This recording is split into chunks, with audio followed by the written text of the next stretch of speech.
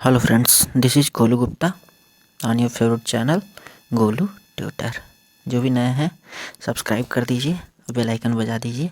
बाकी ये मेरा टेलीग्राम चैनल है गोलू ट्यूटर, इसे ज्वाइन कर लीजिए ताकि आप लोगों को पीडीएफ सारा का सारा मिल जाए। ठीक, आइए चलिए देखते हैं आज हम लोग क्या पढ़ेंगे। आज हम लोग पढ़ेंगे खतरनाक टॉपिक, इसलिए रेड कलर में लिख रखा है इसको, क्लाइमेट चेंज।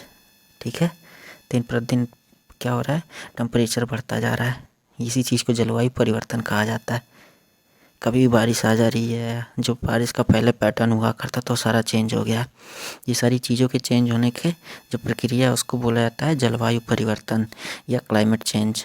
इसमें मेनली दो टॉपिक पढ़ेंगे हम लोग, ग्लोबल वार्मिंग और ग्रीन हाउस गैसेस। ठीक है, दोनों रेड से लिखा है, दिख रहा है। ये आजकल दोनों बहुत ख़तरनाक होती जा रही हैं। अब पेन में यूज कर रहा हूँ ग्रीन कलर का। मैं चाहता हूँ आप लोग मेरा सपोर्ट करें, ढेर सारे पेड़ पौधे लगाए ताकि ये जलवायु परिवर्तन जो हो रहा है रुक जाए। ठीक, अब पेड़ के कटाई पे रोक लगाइए, जहाँ हो जितनी हो सके उतना मदद करिए। ठीक है, बाकी जो नया है चैनल को ज्वाइन कर लीजिए। आज हम लोग बहुत अच्छे तरीके से पढ़ेंगे global warming, green house gas, इससे बाहर कुछ नहीं आएगा। ठीक है, तो वीडियो को अंत तक ज़रूर देखें। ठीक, आइए देखते हैं पहले जलवायु परिवर्तन क्या होता है। पहले यही देख लें जलवायु परिवर्तन होता क्या है। ठीक, हाँ, तो क्लाइमेट चेंज जानने से पहले पहले हम लोग दो वर्ड जान लें, वेदर क्या होता है और क्लाइमेट क्या होता है। वेदर, वेदर क्या होता है और क्लाइमेट क्या होता है। वेदर जो होता है ना, वो शॉर्ट टर्म चेंज होता है। शॉर्ट टर्म मौसम में चेंज, जैसे टेम्परेचर बदल गया, बहुत थोड़े समय के लिए चेक किया जाता है किसी पर्टिकुलर एरिया का। ठीक है, टेम्परेचर, ह्यूमिडिटी, ये सब मतलब शॉर्ट टर्म में कितना चेंज होता है वो। क्लाइमेट जो होता है ना, वो लंबे समय में टेम्परेचर और प्रेशर और ह्यूमिडिटी, इन सारी चीज़ों में कितना चेंज आया है उसको क्लाइमेट बोला जाता है। ठीक, तो यही चीज़ क्लाइमेट चेंज का परिभाषा हो जा रहा है, cumulative change of long term weather pattern. Cumulative मतलब ढेर सारे, मतलब लंबे समय में वेदर में कितना चेंज आया है उसका एवरेज ले लिया जाएगा, वो हो जाएगा हम लोगों का जलवायु परिवर्तन। ठीक, जैसे 20 साल पहले टेम्परेचर कितना था। ठीक, उसके बाद से ह्यूमिडिटी कितना था, प्रेशर कितना था। ठीक, ये सारी चीज़ें निकला हुआ था हम लोगों के पास पहले का। अब 20 साल बाद क्यूमुलेटिव निकाला जाएगा, वेदर रोज़ रोज़ का निकलता ही है। तो 20 साल बाद कितना टेम्परेचर हुआ है, ह्यूमिडिटी कितना हुआ है, प्रेशर कितना हुआ है। ठीक है, ये सारी चीज़ों का जो डिफरेंस आता है वही क्लाइमेट चेंज कहलाता है। जैसे पहले टेम्परेचर हुआ करता था 15.2 डिग्री, अब हो गया है 15.3 डिग्री, तो 0.1 डिग्री का चेंज आया है ना, यही होता है जलवायु परिवर्तन। ठीक, समझ में आया? नहीं समझ में आया तो कमेंट बॉक्स में कर दीजिएगा, अगले वीडियो में समझा दूंगा और अच्छे से।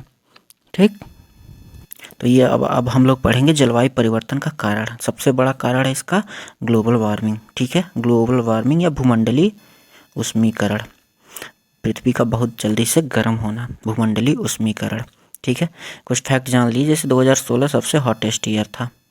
ठीक है, अब ये जानिए ग्लोबल वार्मिंग होता क्या है। ग्लोबल वार्मिंग जैसा कि इसके नाम में लिखा है, भूमंडलीय उष्मीकरण, मतलब जो पृथ्वी है इसका टेम्परेचर क्या हो जाएगा, बढ़ता जाएगा बढ़ता जाएगा।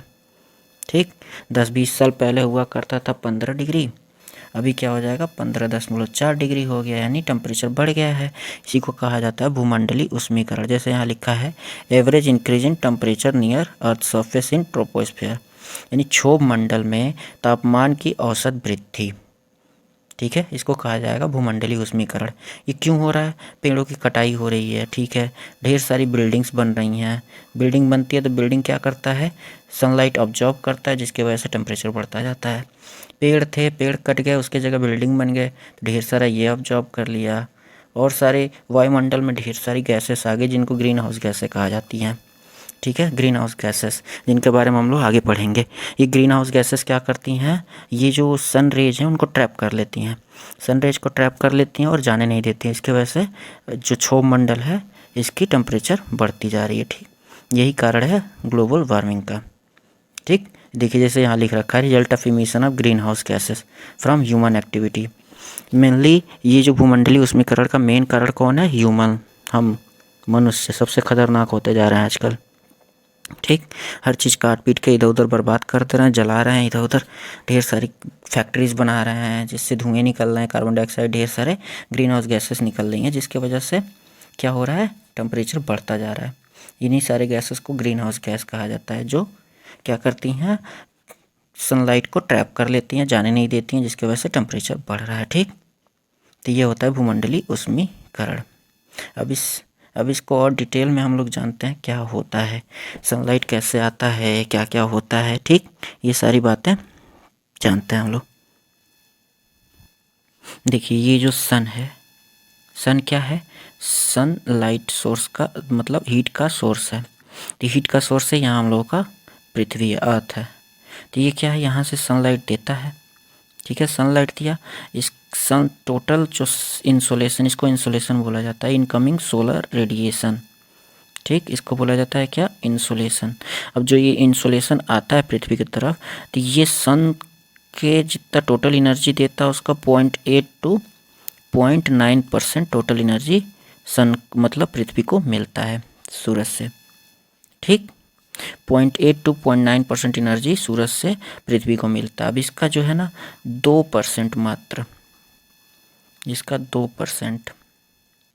ठीक, अगर इसको 100 यूनिट ले लिया जाए, जितना लाइट आया उसका 100 यूनिट अगर ले लिया जाए, तो उसका जो 2 यूनिट होता है वो पृथ्वी तक पहुंच पाता है, यानी पृथ्वी के ट्रोपोस्फीयर या क्षोभ मंडल के अंदर प्रवेश करता है। ठीक, कितने परसेंट, मात्र 2% एंट्री करता है।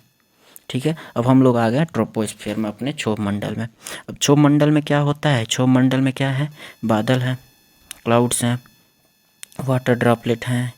ठीक, क्लाउड्स हैं, वाटर ड्रॉपलेट हैं, क्रायोस्फीयर है।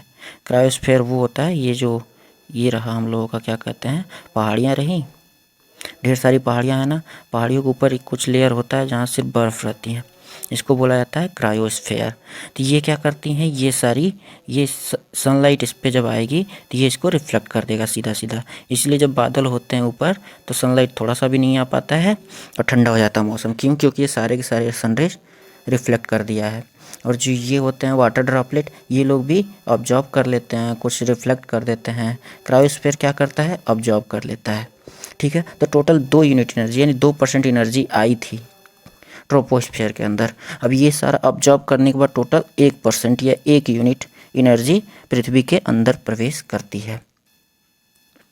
अब इतना कुछ होने के बाद से क्या हुआ, मात्र 1% एनर्जी पृथ्वी के मतलब सरफेस तक पहुंच पाती है। सरफेस तक कितना पहुंचा, 1% एनर्जी।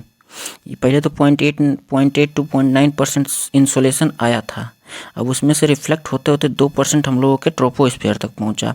अब इस 2% में भी रिफ्लेक्शन होने के बाद 1% हम लोगों के सरफेस तक पहुंचा है। ठीक, मात्र 1% एनर्जी हम लोगों के सरफेस तक पहुंचा, उससे इतनी गर्मी होती है, सोच लीजिए। थोड़ा और ज़्यादा आता तो क्या हालत होती है हम लोगों की। अब ये 1% एनर्जी हम लोगों के सरफेस तक पहुंचा है। अब हम लोग क्या होता है, अब सरफेस क्या होगा, इसको ऑब्जॉर्व करेगा। कुछ सरफेस मतलब जो टोटल हम लोगों का सरफेस है किस चीज़ से बना हुआ है, सरफेस बना हुआ वाटर बॉडीज हैं और सॉइल का बना हुआ है टोटल। ठीक है, 2 चीज़ों से बनी हुई हैं, एक तो पूरा वाटर बॉडीज हैं और दूसरा है हम लोगों का सॉइल वाला पोर्शन जिस पे हम लोग रहते हैं। ठीक, तो ये मान लीजिए ये सरफेस हो गया जिसमें हम लोग रहते हैं, ये सॉइल वाला हो गया। दूसरा ये रहा वाटर बॉडीज, ये वाटर बॉडीज हो गया। ठीक, अब जो सोलर रेडिएशन जो आती है ना, वो क्या करता है, पृथ्वी अपने में ऑब्जॉर्व कर लेती है।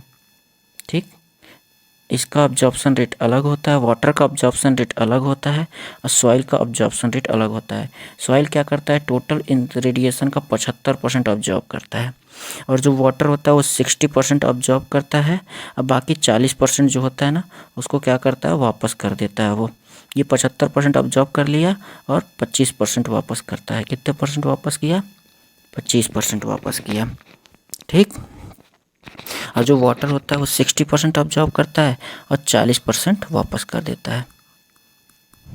ठीक, अब यहाँ से हम लोग देख पा रहे हैं जो सॉइल वाला है वो वाला पोर्शन ज़्यादा ऑब्जॉर्व कर रहा है, इसलिए ये जो सॉइल वाला पोर्शन जिस पे हम लोग रहते हैं वो बहुत जल्दी गर्म हो जाता है, जबकि वाटर बॉडीज उसका ऑब्जॉर्प्शन रेट कम है, जिसकी वजह से इसकी ये थोड़ा कम गर्म होता है कंपेयर टू सॉइल वाले पोर्शन से।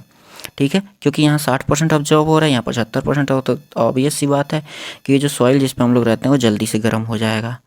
ठीक, अब 25% जाएगा वापस, इधर से 40% वापस जा रहा है, ठीक है। जितना इंसुलेशन इन लोगों को मिला उसमें से 25% 40% वापस जा रहा है, वापस जाएगा। अब इधर हम लोगों के क्या हैं, ग्रीन हाउस गैसेस हैं, यहाँ पे हम लोगों के ग्रीन हाउस गैसेस हैं, है ना, ग्रीन हाउस गैसेस। अब ये ग्रीन हाउस गैसेस क्या करेंगी, ये जो इंसुलेशन जो वापस जा रही हैं वो इन ग्रीन हाउस गैसों से टकराएंगी और फिर वापस आ जाएंगी, ठीक। ये 40% ये जो जा रहा है ये भी वापस आ जाएगा, ठीक है। अब फिर से ये लोग अपना 75 जितना आएगा उसका 75% सॉइल ऑब्जॉर्ब करेगा, और 60 जो मतलब सॉइल पे पड़ेगा उसका 75% ये ऑब्जॉर्ब कर लेगा, और जो इस पे पड़ेगा उसका 25% ये ऑब्जॉर्ब करेगा। फिर वापस जाएंगे, फिर ग्रीन हाउस गैसेस हैं, फिर वापस आएगा ये, तब तक आता जाता रहेगा जब तक पूरी तरह सनलाइट चली ना जाए वहाँ से। समझ में आया, ये होता है green house effect. Green house gases की वजह से रिफ्लेक्शन होना बार बार, उसको ग्रीन हाउस इफेक्ट बोलते हैं, ठीक। ग्रीन हाउस गैसेस बस देखने के लिए हैं, लेकिन ये बहुत ख़तरनाक होती हैं। देखिए ऊपर से जब सनलाइट आ रही थी, ये रहा सन, ऊपर से जब सनलाइट पृथ्वी की तरफ आ रही थी और ये जब ग्रीन हाउस गैसेस के ऊपर पहुंची तो ये इन सबको आराम से नीचे जाने दी है, ठीक। जब ग्रीन हाउस गैसेस आ रही थी तब उसको आराम से नीचे जाने दी है, रोकी नहीं है, ठीक। लेकिन जब वापस जब रिफ्लेक्शन हो रहा था तो उन गैसेस को ये रोक के फिर वापस भेज देती है। देख लिए कितना है ग्रीन हाउस गैस का वो, ठीक। ग्रीन हाउस गैसेस क्या करती हैं, आती हुई रेज को नहीं रोकती हैं, कोई ऑब्स्ट्रक्शन नहीं लगाते, लेकिन वापस जो जाती है उसको फिर वापस भेज देती है, ये वापस जाने ही नहीं देती। यही कहते हैं ग्रीन हाउस गैस का इफ़ेक्ट।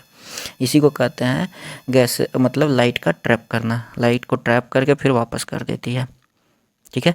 और ये ग्रीन हाउस गैसेस दिन प्रतिदिन बढ़ती जा रही हैं ड्यू टू इंडस्ट्रियल यूज, जिससे हम लोग का कार्बन डाइऑक्साइड कार्बन मोनोऑक्साइड निकल रही हैं। क्रॉप प्रोडक्शन जिससे CH4 ढेर सारा हम लोगों का प्रोडक्शन हो रहा है, ये भी एक ग्रीन हाउस गैस है, ठीक है। और ढेर सारी ग्रीन हाउस गैसेस हैं जो सनलाइट को वापस जाने नहीं दे रही हैं। ये ग्रीन हाउस गैसेस बढ़ रही हैं, इसकी वजह से ग्लोबल वार्मिंग बढ़ रहा है, ठीक है। इतना समझ में आया। अब इतना समझने के बाद बाकी जो बचा खुचा है वो आगे हम लोग देख लेंगे।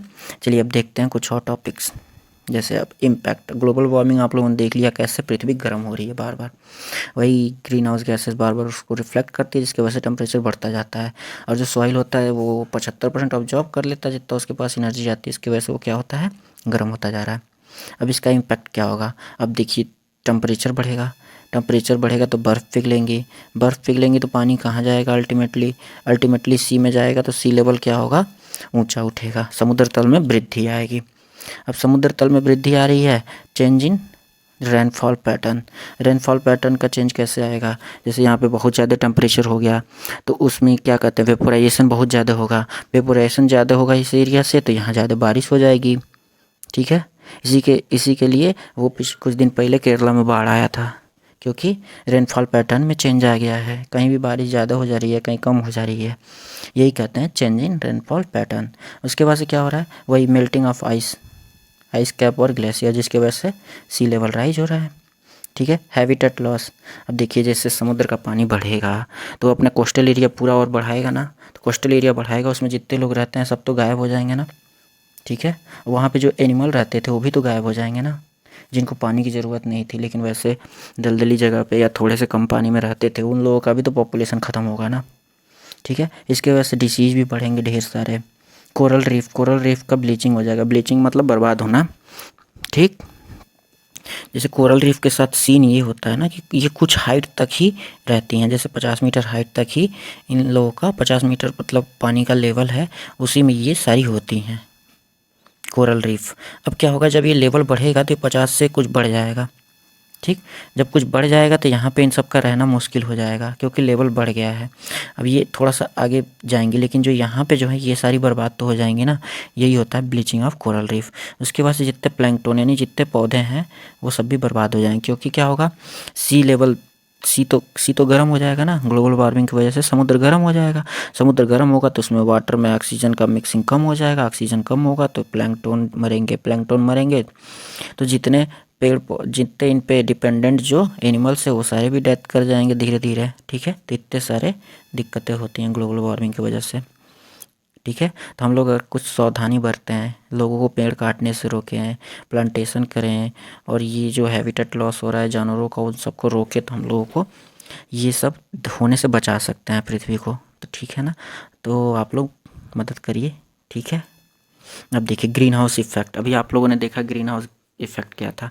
अब ये जो लाइट जो रिफ्लेक्ट होके यहाँ से जो वापस जा रही थी, रिफ्लेक्ट होके वापस जा रहा था ना, वाटर बॉडीज और सॉइल से जा रहा था, तो क्या किया, यहाँ ग्रीन हाउस गैसेस थी, इन लोगों ने क्या किया, वापस जाते हुए रेज को वापस भेज दिया, यहाँ से भी जो जा रही थी उसको भी वापस भेज दिया। यही था ग्रीन हाउस इफ़ेक्ट। एक तरह से ये फ़ायदेमंद है। फ़ायदेमंद कैसे है? फ़ायदेमंद इसलिए है कि यही तो कारण है हम लोगों के पृथ्वी के गर्म रहने का। अगर ग्रीन हाउस इफ़ेक्ट ना होता, अगर ग्रीन हाउस इफ़ेक्ट ना होता, तो ये जो सनलाइट यहाँ आती और सीधे वापस चली जाती, तो कुछ देर बाद से यहाँ का जो टेम्परेचर बहुत ज़्यादा गिर जाता, जिसकी वजह से यहाँ बहुत ज़्यादा ठंडी लग सकती थी। लेकिन ग्रीन हाउस इफ़ेक्ट जो है वो हम लोगों को ठंडी लगने से भी बचाता है, ठीक है। और ग्रीन हाउस इफ़ेक्ट अब जितनी कार्बन डाइऑक्साइड और ये सारी गैसें जो ग्रीन हाउस गैसेस हैं उतनी वृद्धि होगी, उतना ये नुकसानदायक होता जाएगा। अगर ये लेवल जो है ना, अगर वो मेंटेन्ड रहा बराबर, जैसे पहले कुछ साल पहले 50 साल पहले हुआ करता था, वैसा फिर से अगर मेंटेन्ड हो जाए ना, तो ग्रीन हाउस इफ़ेक्ट का कोई दिक्कत नहीं होगा। ग्रीन हाउस की वजह से ग्रीन हाउस गैसेस की वजह से पृथ्वी पर टेम्परेचर चेंज नहीं आएगा, ठीक है। तो बस एक ही चीज़ करना है कि ग्रीन हाउस गैसेस हैं उन सबको थोड़ा अपने लेवल पे करना है। अगर लेवल पे आ जाती हैं तो कोई दिक्कत नहीं होगा, ठीक है। आइए देखते हैं आगे ग्रीन हाउस गैसेस कौन कौन सी है ये जानेंगे हम लोग।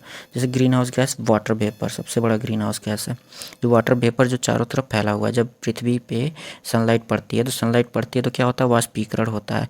तो वाष्पीकरण से जो वाटर वेपर ऊपर जाती हैं ये भी ग्रीन हाउस गैस हैं।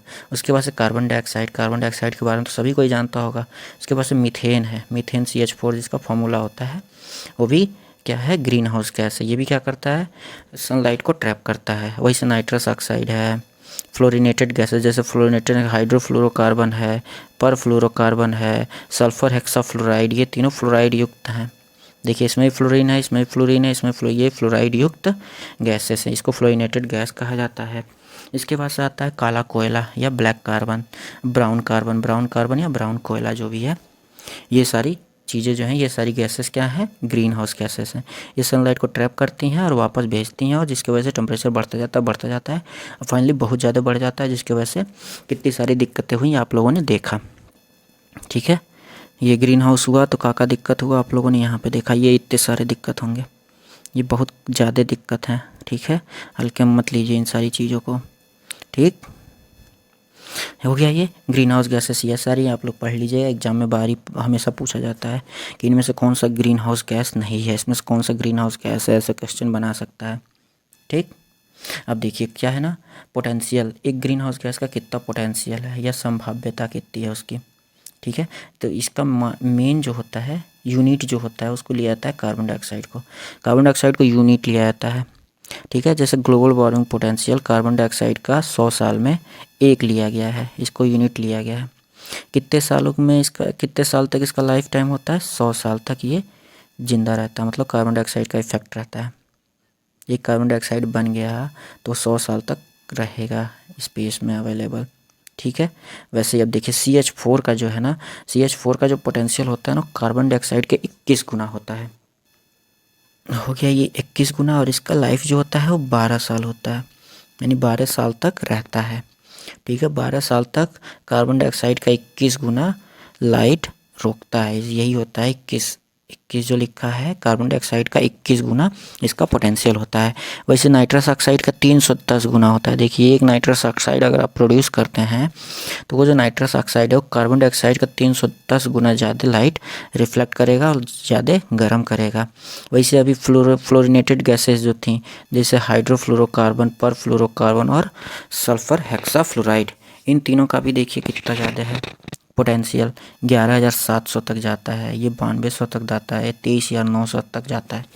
सोचिए एक सल्फर हेक्साफ्लोराइड 23,900 कार्बन डाइऑक्साइड के बराबर क्या करता है, टेम्परेचर को रोकता है और पृथ्वी को गर्म करता है। समझ में आया ये इसका मतलब, पोटेंशियल का मतलब, 23,900 कार्बन डाइऑक्साइड 1 सल्फर हेक्साफ्लोराइड के बराबर है। तो ये सारी चीज़ों को अगर हम लोग कम करते हैं तो टेम्परेचर कम हो जाएगा। ठीक है, कार्बन डाइऑक्साइड तो नेचर में है, इसको कम करने का एक ही तरीका है, थोड़ा कोयले का यूज कम किया जाए। ठीक है, ठीक है। ये पोटेंशियल आपको समझ में आया? पोटेंशियल मतलब कितना वो सनलाइट वापस भेज रहा है, और ये उसका लाइफ टाइम है। पूछता नहीं वैसे, बस लिख दिया मैंने, देख लीजिएगा एक बार।